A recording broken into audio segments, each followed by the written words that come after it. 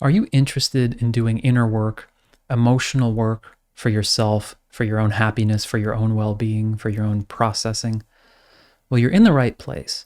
This video is going to be a little overview of what I think are the key elements that make inner work actually productive and successful, and I will define what that means.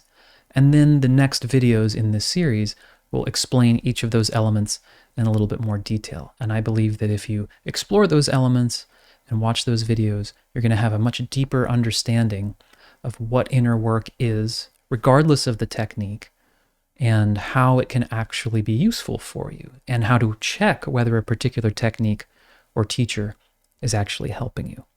It's actually quite easy to get lost in the weeds with inner work when you start searching for things online.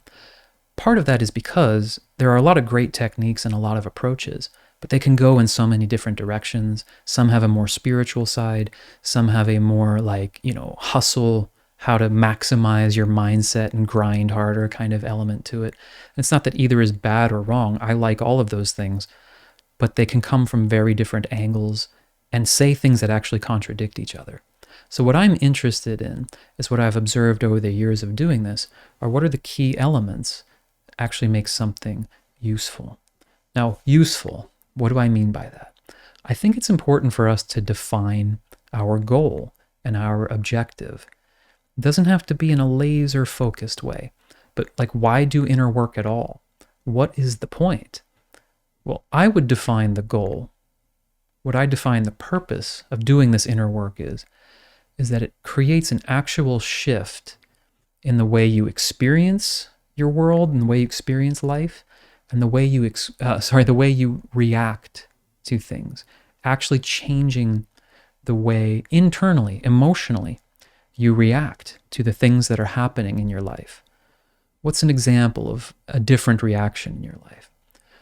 Well, say, for example, your boss or your partner, someone you see consistently, has a way of saying something to you, has a way of asking you to do something. Every time they do it, it creates this upset in you, this feeling of there they go again, there they are asking you to do that again. There might be an entire story that plays in your mind, they don't respect me, they shouldn't be talking to me that way. And then depending on your entire upbringing, your entire personality, your emotional structures, you might say something, you might snap and get angry. You might actually repress the anger and be getting quite upset and in your own head, but you would never say anything about it. It's not that those reactions are wrong or bad. In fact, they're always doing whatever they are doing to try to best support you in the moment. But with inner work, with exploring, okay, what inside me is causing those emotional reactions, I can begin to actually not feel that anger response. I can begin to actually not have the story play in my head. The story might actually be correct. They might actually be saying something that's kind of disrespectful. But when you don't have that emotional reaction, not only does that make your life better because you're not suffering extra over what's happening, but you're actually going to be much better equipped to deal with it. If there is a conversation to be had, or if you need to have the kind of emotional capacity to be able to say, hey, can I talk to you about this? Which can be challenging. Doing the inner work will give you the space to actually be able to have that conversation, be able to handle the situation in a much more graceful way. You can think about this with anything. Do you get angry a lot in traffic and you come home stressed from the drive home? Doing inner work around that.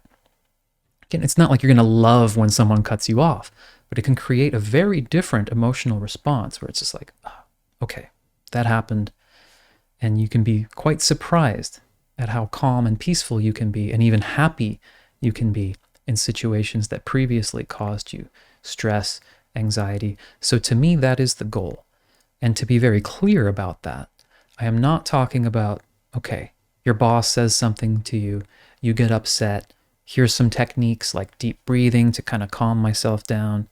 Those are good. Those are totally cool and useful in the process. But I am talking about you exploring in yourself the emotional reactions, the triggers, the responses that make you actually not have the same response anymore. And when that shifts, a lot of other positive things can begin to shift. A lot of energy is freed up to kind of, appreciate things more. When you're eating dinner, instead of playing the tape of that conversation with your boss in your head, you're like enjoying the taste of the food. So that is my target for you with doing inner work. And if that target sounds good to you and resonates with you, then I think you'll like the rest of the videos in these series. They outline what to me are the key elements, like I said, that make inner work successful regardless of technique. So it's not like this is the technique. It's these are the elements that make a technique, to me, be effective or potentially not effective. So if they're missing one of the steps, you can learn a great technique, but you can be doing it, or someone can be, let's say, facilitating you in a way that's not particularly helpful because they're not doing it in a way that honors whether you feel safe or not with the territory you're going into, right? So the techniques are just tools. These are the core elements. To me, they are bringing things from unconscious to conscious, cultivating safety, which is often overlooked. Feeling equals healing, building the capacity to actually feel what's going on within us without forcing it, but without looking away from it.